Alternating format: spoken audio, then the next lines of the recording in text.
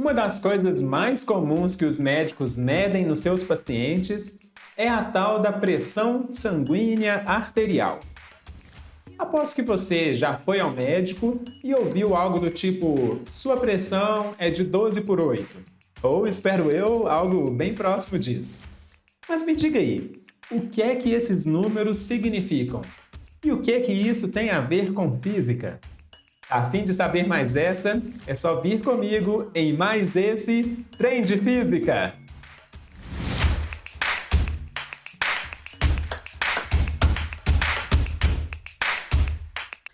Pessoal, fala aí, mas essa aula aí não seria de biologia, não? Para quem achou o assunto da aula, assim, digamos, meio estranho, né, para uma aula de física, saiba que muitos processos biológicos envolvem conceitos da física. E nessa aula a gente vai ver como podemos empregar os conceitos da hidrostática para entender a medição da pressão sanguínea arterial do nosso corpo. Os líquidos, como qualquer outro fluido, exercem forças nas paredes de seus recipientes, como representado aqui na figura. Bem, onde essa força F ela é devida às moléculas do líquido sendo empurradas contra uma pequena área da parede do recipiente. Assim, né, igual a gente tem para os gases, né, a gente pode definir a pressão nesse ponto do fluido como a razão da força sobre a área em que a força é exercida. Ou, em outras palavras, né, podemos calcular a pressão através da equação. Pressão é igual a força dividido pela área. É importante perceber que essa força devida à pressão de um fluido, né, ela empurra não apenas as paredes do recipiente, né, mas em todas as partes do próprio fluido. E outra coisa importante para lembrarmos é sobre as unidades de medida de pressão, pois, diferente de outras unidades, né, de medidas na física, onde não utilizamos muitas unidades diferentes para medir uma mesma grandeza física, quando o assunto é pressão, sou obrigado a dizer que o negócio é meio zoneado. Dá uma olhadinha aqui, ó, nessa tabela, para ver o tanto de unidades de medidas de pressão, e até assim, são unidades bastante utilizadas, né? Dependendo do contexto, tanto de unidades que a gente tem. A gente tem, ó, atmosfera, PSI, bar, Pascal, que é a unidade do Sistema Internacional, né? Mas, quando a gente fala de pressão sanguínea, geralmente a gente utiliza a unidade milímetros de mercúrio. E aí, só lembrando, né, que uma atmosfera, um ATM, equivale a 760 milímetros de mercúrio, ou simplificando aí só mmHg. Outro aspecto importante para tratar aqui é que o coração de nós, né, seres humanos, e também de outros animais, é essencialmente uma bomba. Não esse tipo aqui, né? Mas do tipo industrial mesmo, que pode ser usado, digamos aí, como bomba de circulação. Ou seja, né, para circular um fluido em um caminho fechado. Então, o nosso coração é essa bomba responsável por criar a diferença de pressão que faz o sangue circular pelo nosso corpo. E, na verdade, né, a gente tem que... É como se a gente estivesse falando de duas bombas, pois existem dois caminhos separados para o fluxo sanguíneo. A gente tem o caminho mais longo, que leva o sangue às partes do corpo por meio das artérias, levando aí oxigênio aos tecidos do corpo e captando dióxido de carbono, que é, por sua vez, né, levado de volta para o coração pelas veias. E aí esse sangue é então bombeado para os pulmões, que seria o segundo caminho e a segunda bomba, onde dióxido de carbono, né, é liberado e oxigênio é absorvido. Aí o sangue carregado de oxigênio vai retornar ao coração, onde é novamente bombeado para os tecidos do corpo. Mas aí eu já estou entrando demais na biologia, que definitivamente não é a minha praia. Ô, professor, mas e o tal 12 por 8? Não vai explicar, não? Calma, gente, estamos chegando lá. Ó, vamos pensar num pulso de 75 batimentos por minuto. Isso significa que aproximadamente, né, a cada 0,8 segundos, seu coração bate, né, os músculos do coração se contraem e empurram o sangue para a artéria aorta. E essa contração, né, é como apertar um balão. Então, na contração, aumenta-se a pressão no coração. E aí, o aumento da pressão, de acordo com o nosso querido princípio de Pascal, vai ser transmitido para todas as artérias do nosso corpo. E aí, olhando para esse gráfico aqui, ó, vemos aí um gráfico de pressão por tempo, que mostra, né, como a pressão sanguínea ela muda durante um ciclo de batimento cardíaco.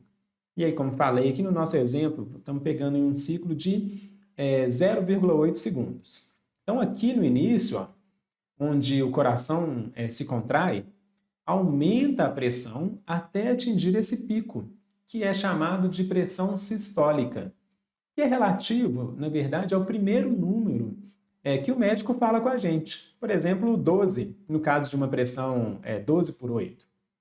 E aí, depois desse pico, a gente tem um período aqui de maior duração, de relaxamento do coração, até atingir aqui um ponto de menor pressão, que chamamos de pressão diastólica. E aí, a pressão arterial, né, como dito anteriormente, ela é medida em, olha aqui no gráfico, ó, milímetros de mercúrio.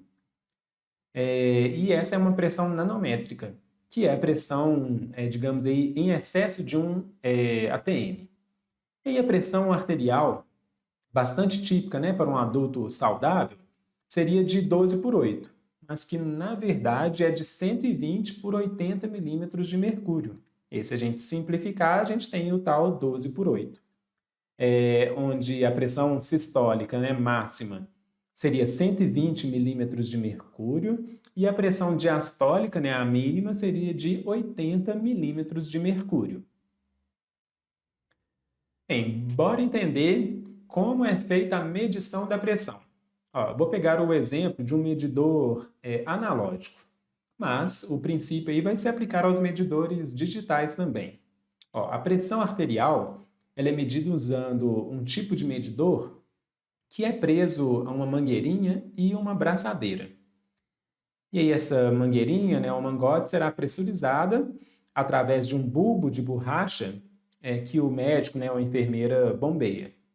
E essa mangueira está conectada, então, na braçadeira maior, que envolve a parte superior do braço no nível do coração. E aí são medidos, então, dois valores de pressão arterial. A pressão máxima, quando o coração está bombeando, que é a pressão sistólica, e a pressão quando o coração está na parte de repouso do ciclo, né, ou pressão diastólica. Inicialmente, a pressão do ar na braçadeira ela é aumentada acima da pressão sistólica. E aí, quando aumenta-se a pressão, a gente comprime a artéria principal, que no braço é a artéria braquial, interrompendo brevemente o fluxo de sangue. E aí a pressão do ar ela vai sendo reduzida lentamente até que o sangue comece a fluir novamente para o braço. E aí esse momento pode ser detectado ouvindo com um estetoscópio, o som característico de batidas, que seria nada mais né, do que o sangue voltando para o antebraço. E aí, nesse ponto, a pressão sistólica é igual à pressão do ar na braçadeira. E a pressão pode ser lida nesse manômetro aqui, né, que é esse reloginho aqui indicando a pressão. Depois desse momento, a pressão do ar, né, continua sendo reduzida, até que o som dessas batidas desaparece quando o sangue, sob pressão baixa, pode entrar na artéria. E aí, nesse momento, o medidor vai indicar a pressão diastólica. Muito legal, né? Super interessante. E esses parâmetros, né, da pressão, eles são importantes, pois a condição médica de alta pressão, por exemplo, né, significa que a sua pressão arterial máxima, ou sistólica, é mais alta do que o necessário para a circulação sanguínea. E essa alta pressão ela causa estresse e tensão indevidos em todo o sistema circulatório, E aí, muitas vezes, né, essa condição pode levar a sérios problemas médicos. Já a pressão arterial baixa, ela pode fazer você, por exemplo, desmaiar, porque a pressão não é adequada para bombear o sangue até o cérebro. Agora vamos novamente aqui puxar um pouquinho mais para a física, né? Vou fazer uma pergunta para vocês. Por que é recomendado que o ponto de medição da pressão fique aproximadamente na altura do coração? Olha só nessas imagens, ó.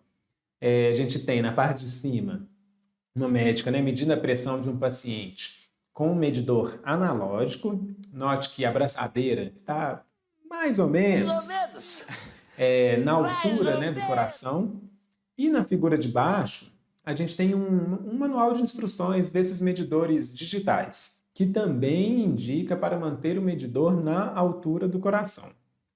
Olha, se lembrarmos, né, que a pressão hidrostática de um fluido varia com a altura, embora aqui, né, o sangue que flui não esteja em equilíbrio hidrostático, ainda assim é verdade que a pressão arterial aumenta com a distância abaixo do coração e diminui acima dele.